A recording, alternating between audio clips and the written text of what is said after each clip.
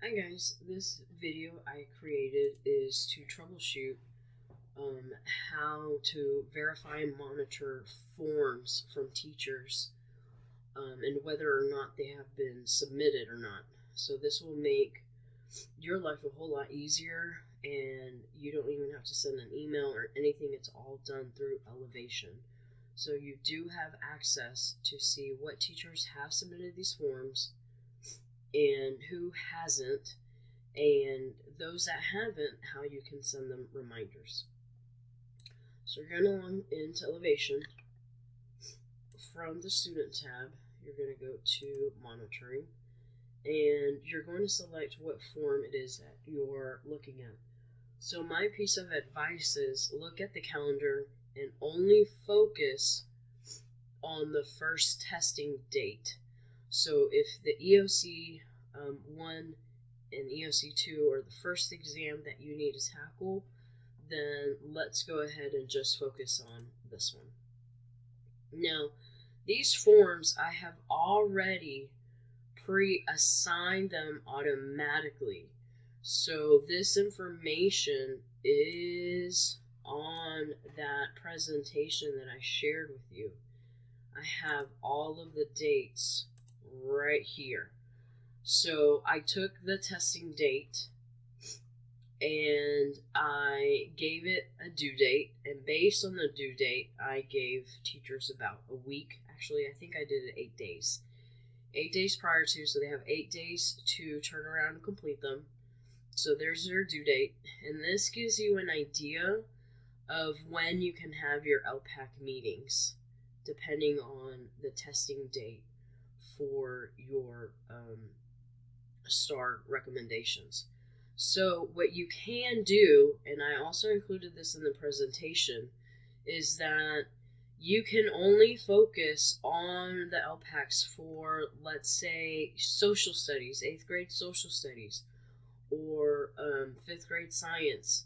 We can focus on just those LPACs and have those LPACs around these date ranges first and only them, so that way you can focus one at a time. This is the best way to do it, in my opinion, but it's up to you. So going back to the forms, these are already pre-established, and of course there really isn't much that I can do on here because they have that automatic assignment. So, and it does tell you what the due date is here. So what I'm going to do, so you can actually get a better idea of what this is like, I'm going to pick on science. These are instructional accommodation forms for science. I have assigned these as well automatically throughout the year. This is the teacher's documentation throughout the year that basically supports their recommendations for STAR. So typically for STAR, you know that teachers have to document that the student has been using the accommodation routinely and it's been effective, and so on and so forth. So this is the easiest way that we can make it on teachers from the LPAC perspective on documenting the instructional accommodations that they have used throughout the year.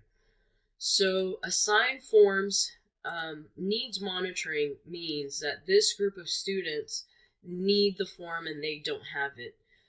Assigned forms mean that I have actually already assigned these, and this is a list that of teachers who have not completed the forms.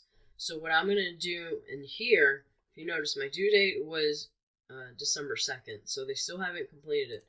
So I'm going to take them right here, select them all, select perform action, and send reminders. So I'm going to go ahead and do this. Now in this little message, you can go ahead and type in a message that says, to whatever it is that you would like, please complete these forms.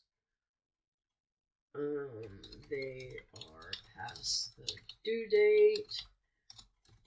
These forms support your recommendation of designated supports star to the LPAC.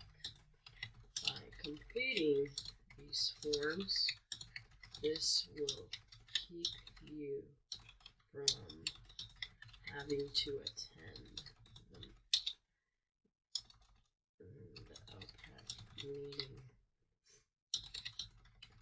of your English learners. I usually include the why, so that way they have a better understanding that, oh, this is why I need to complete them, and the fact that this keeps me from actually being in the LPAC meeting. Yes, sign me up. Let me complete this form, so that way I don't have to do it.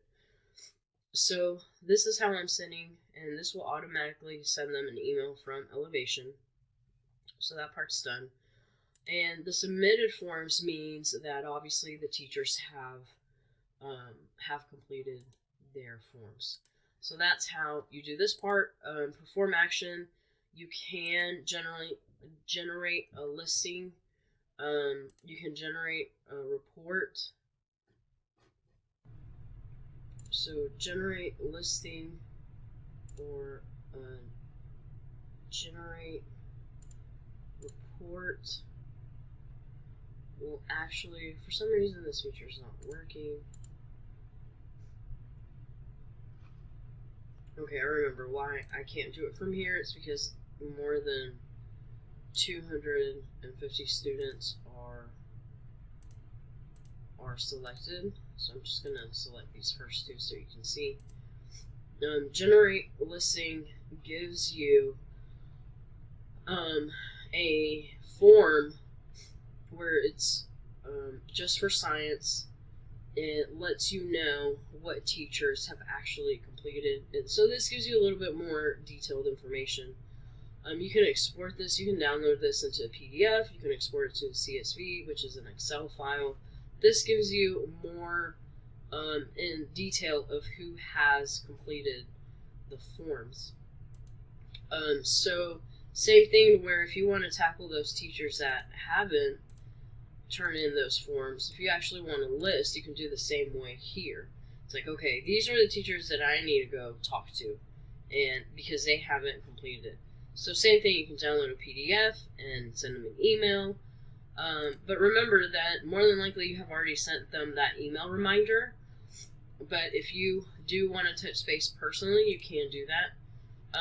Generate report is a little bit differently, because if you notice, when you select generate report, it's going to give you detailed information of that student.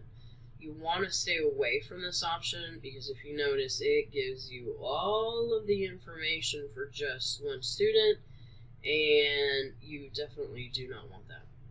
So those are just a couple of easy tips on how to monitor your forms. Hope this helps.